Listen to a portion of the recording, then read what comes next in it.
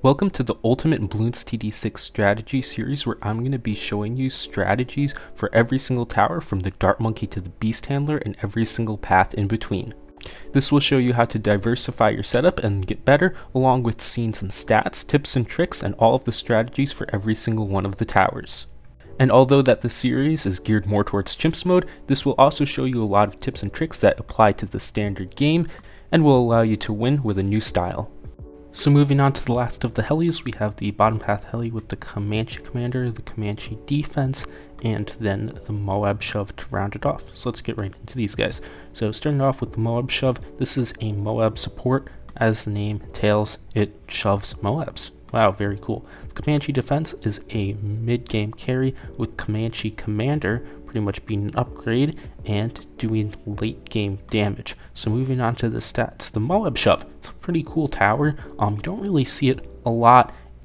Is something that I typically recommend for black borders. In challenges it's a lot better, but it's something you could introduce, which would make things pretty cool. The Commanche defense is also another really cool tower on launch. Kind of funny, this guy did like absolutely nothing. Very cool. And the Commanche commander on launch was extremely overpowered. Also very cool, I guess, but it's a pretty good tower now. Used to be like really insane with Geraldo, but Sharpstone got a bunch of nerfs, but it's still a great tower when you pair it with some stuff. We'll see that later though. So going on to the cross paths for the Moab shove, if you're getting this guy only to be a Moab shove, you want 013. This will make the Moab shove just better. However, if you're pushing on further into a Commanche or Commanche defense or Commanche commander, you're going to want 205, or I guess just 105 if you're going to be manually microing it the whole time. Not manly, I guess you could do manly micro, but if you're doing that, then you could get 105, but normally I just put it on pursuit because I am big lazy. Why not do that? So the Moab shove isn't going to be getting any support. Same with Commanche defense, but Commanche commander, you're going to want to definitely add Gluestorm. Without Gluestorm, it is a lot weaker. So having Gluestorm with it will be a huge help. That will also allow it to hit DDTs, so that's a really great plan, plus gives the damage. And it's only really good on single lane maps. On multi-lane maps, not the greatest. Its strengths is that it's very strong in all parts of the game, very generalized damage. Amazing with Gluestorm. However, its weakness is that it's only good on single lane maps, and the Comdef can struggle on hard rounds. And as a generalized damage tower, it can be good with pretty much any hero. So objectives are going to be Moab shove round 40, Comdef mid game carry, and Comcom late game. So for this tower, you're going to want something for the early game. You're going to want an early game carry. I guess it's a bit of a lie if I say it's good at all parts of the game, because it does need that help. But once you get there, past round 40, it's going to be doing very well. On round 40, we'll first see the Moab shove be able to just like take out the Moab on its own, the Moab layer, because it can just stall the entire thing. And then once we get Comdef up, which you typically can get somewhere in the 40s, then you're going to be plowing right through until Commanche commander. So here I'm just going to have, I'm going to try to get Churchill very early. This was actually a pretty early Churchill, which is kind of crazy. I'm going to get that engineer up, and I'm going to get eventually we'll go for a Ultra Juggernaut, because Ultra Juggernaut is just very good on this map. Also be going for the no harvest challenge just to increase it a bit, which is kind of crazy with the heli pilot because that takes up so much space. But anyways, I'm going to get the heli down, and I'm going to also be using the heli in the early game a bit. It's still going to need an early game carry though. You can use the quad darts to kind of start out though. Once you get to like round 35, the quad darts really kind of doesn't hold its own, and you're going to be needing some more help. So I'll have that pin foam there too. Pin foam is actually pretty cool if you haven't used this tower. It kind of just slows down all the balloons, takes away the camo. Great for the early game. I'm going to be getting that guy to overclock later anyway, so just why not do it? And I'll grab that Moab shove. So with Churchill and the pin foam, we're able to take all of that down. Super greedy early game, and as you can see there, round 40, it's done. Very, very cool.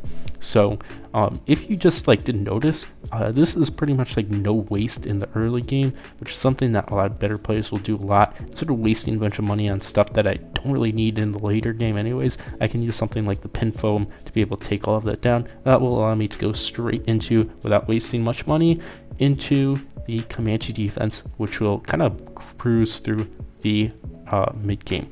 So now just make sure we get camo on that drums. I'll be finding that blue spot for later. And to help out with some Pierce a bit, I'm going to be getting a Juggernaut that will later become an Ultra Juggernaut. With this, we could get like the Ultra Juggernaut first and then into Commanche Commander, which would be a reasonable route, but I guess I can just go for Commanche Commander 2. Whatever works will be fine. And there's also some other things that you can get, especially in the late game with the support. There's a lot of things that you could buy, but as I'm doing no harvest with this, because why not, then I just won't be doing that. So I get that Juggernaut up there. That's going to deal with some of the balloons that leak by and help with a big point that I'm going to make, because on long rounds, Commanche defense will struggle. This is rounds like 78 and stuff like that. So if you don't have a hero that can like insta-kill 78, then it's not that good.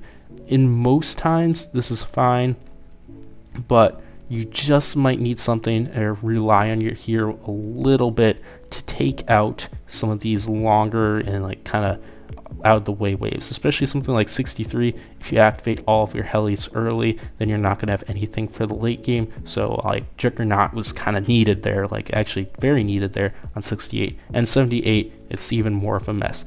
Or you could get your Commanche Commander up first, like I do here. So we have that. We're going to be pretty good now. So sometimes if you're like pushing it a bit, the Commanche defense may not get everything in the mid game on long rounds, only because when it brings out the mini helis are going to go away after a amount of time, compared to how far they get on the track, and sometimes they just leave before the round ends if the round is long. So keep that in mind. Normally it's fine, especially if you have something to clean up a bit, but we'll take that down. Now I just get that Ultra Juggernaut. Our damage is very good. Gonna get the Glue Storm again. It's very needed. Makes the Commanche commander, not defense at this point, it's commander, do a lot more damage, and we'll be able to get the DDTs. We're gonna just have to make sure that I time that so I can have it up for the DDT rounds. If you use it at the right time, it will stay up for the entirety of the DDT rounds, like there. And then I'm just gonna be getting something to deal with round 100. Now typically, I'll just say this here because it's kind of important. You aren't going to be needing a whole Moab Eliminator for round 100. It actually does have pretty good damage, and with Glue Storm, it should be able to take out a good chunk around 100. But because I'm doing this Snow Harvest Challenge, I'm going to have to get it because I can't really get anything else that will do round 100 damage. So just keep that in mind. In replacement, I would get just like a First Strike and a Sabo that will be able to make round 99 a lot easier, and all of these goodies will be able to take out the other rounds. So as you saw, it was pretty intuitive. Just get that guy, get Glue Storm with it. It's going to be doing a lot of damage. You can pair it with another damage tier 5 tower and just a little bit of support. Some take out round 100. You have a very easy win. So I'm going to be doing this again, and I'm going to be bringing it on this other map. This is Dark Path. It's actually a pretty easy map if you use the right towers, aka like mortars and helis or aces. So let's use mortars, helis, and aces. I'm gonna be going for a bit of an interesting thing. I'm gonna be checking out this 402 and 502 mortar, and I'm gonna be pairing this with a Comanche commander. So I'm gonna be getting this mortar up for the early game. We're gonna have something to deal with camos too, and I'm going to have the heli in there also. We're going to use this heli to deal with round 40 with the Moab Shove, which is really nice. So for something that doesn't really deal with round 40 a lot, you can throw the Comanche, not the Comanche, it's not even a Comanche yet, what am I talking about? The Moab Shove in there, and it's going to shove the Moab, take it out, very nice and very easy.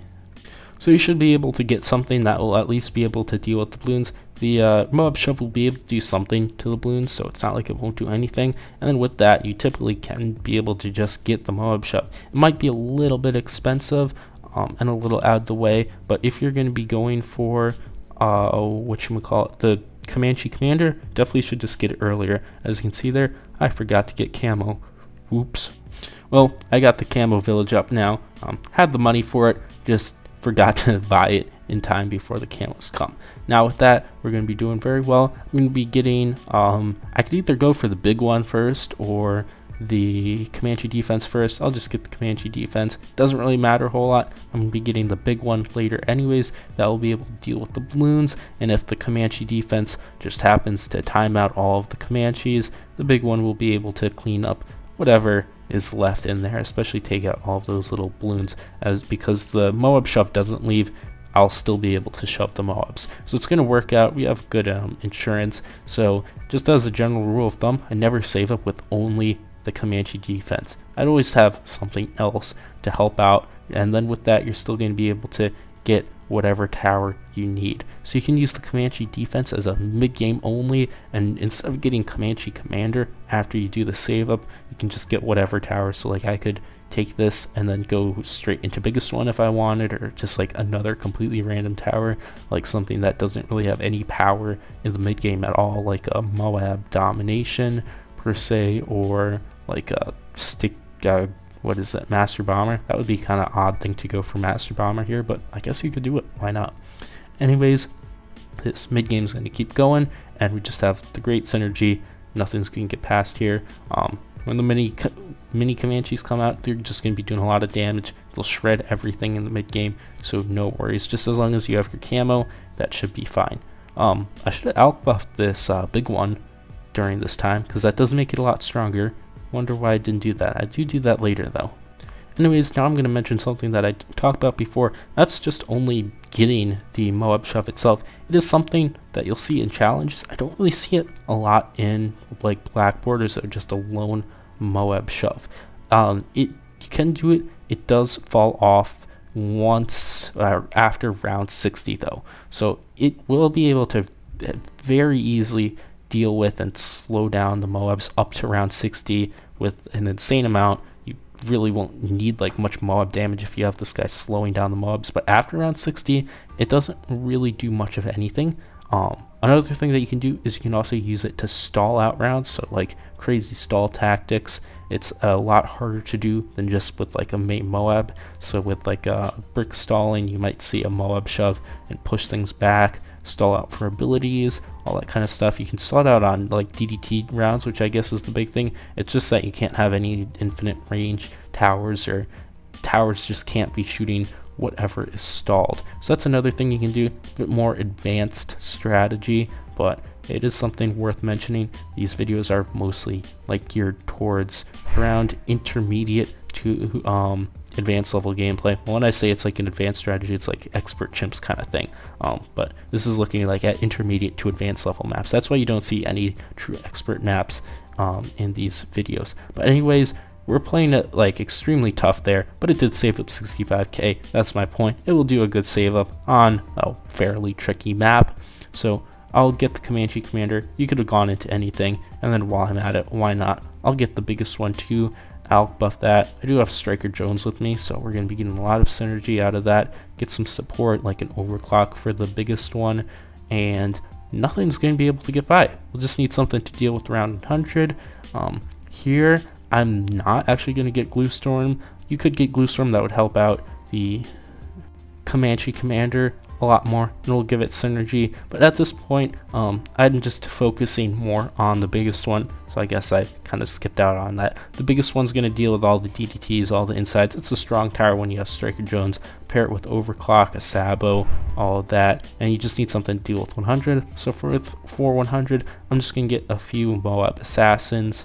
Normally, this is a very bad way to deal with around 100, but with Striker Jones, it isn't, because the level 20 will make it do like way more damage, and it will actually become pretty good. So just use my abilities. That Sabo is going to clutch up around 95 there. We'll get these Assassins up, just a few of them, and we can use the abilities.